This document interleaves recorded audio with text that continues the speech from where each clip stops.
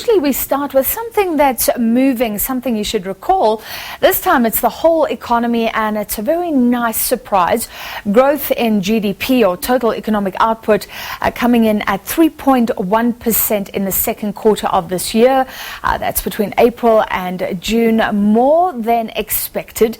Let's take a look back over the past year and a half or so, and you'll see why this is such good news. So in 2018, last year, there were 2 quarters of contraction, 2 quarters of negative growth, aka a recession. Then things picked up, but in the first quarter of this year, down we went again. The economy contracted by 3.1%, a very significant. That was the worst contraction in economic growth in around a decade. And there were, of course, fears earlier in the year that we'd repeat 2018 and that there'd be another recession or 2 consecutive quarters of economic contraction, but that has been avoided. Now, recently, economists and investors polled by Reuters were predicting growth of about 2.4%, around there. So 3.1% is significantly better than expected. All right, let's take a closer look at what helped and what hindered economic growth in the second quarter of this year. South Africa has dodged a recession.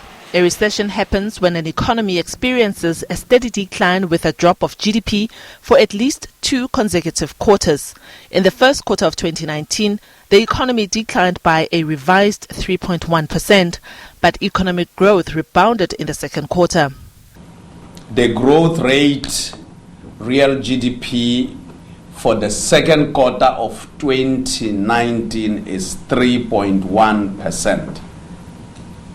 And of course, when we look at the year-on-year, we are at 0.9%.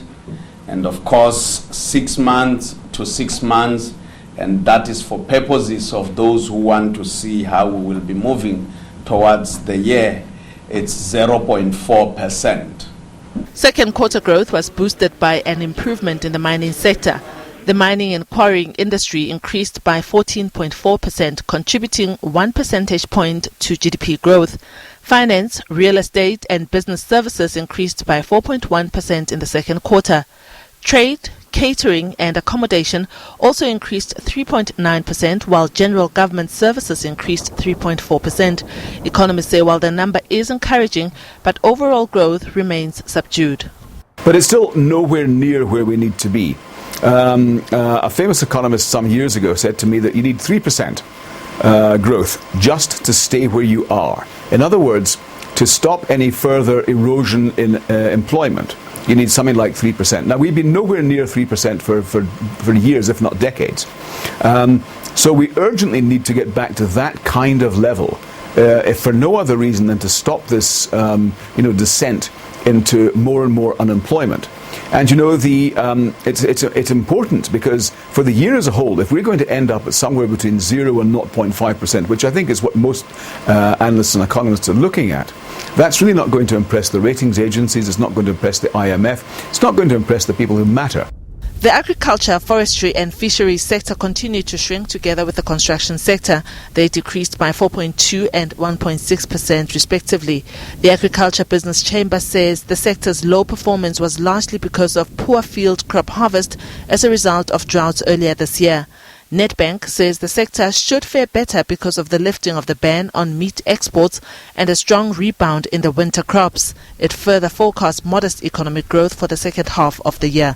Liabo Setho, SABC News, Johannesburg.